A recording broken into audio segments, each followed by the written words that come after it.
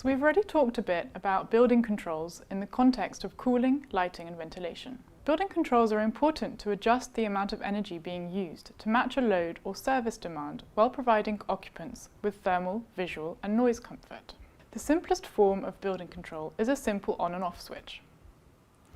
In the example of a lighting system, the presence of an on and off switch can enable the user to switch the light off as he or she leaves the room, or if he or she notices that there is enough daylight in the room. Another example is a motion sensor, which can automatically turn on or off individual equipments or lights or groups of them.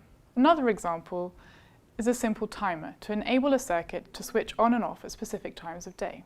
These systems are effective in that they are simple, less likely to go wrong, and empower the building occupant to control his space. However, they do not allow for more optimized programming by a central system.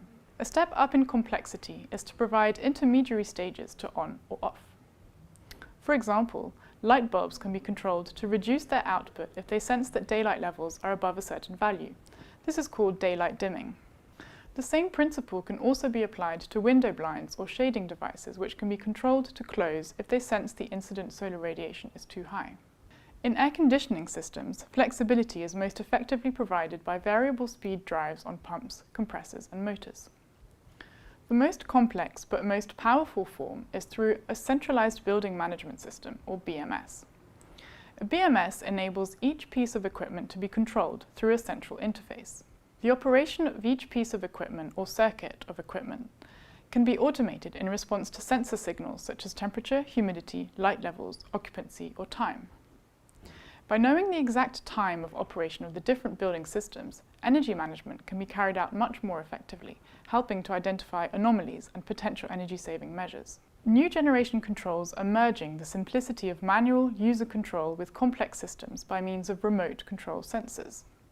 An example of this is a thermostat that you can control from your smartphone.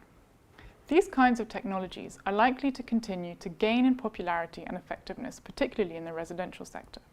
Another example is using connected devices and appliances to manage load shifting in order to reduce peak load on power systems. For instance, you might time your dishwasher to run at night when electricity is cheaper.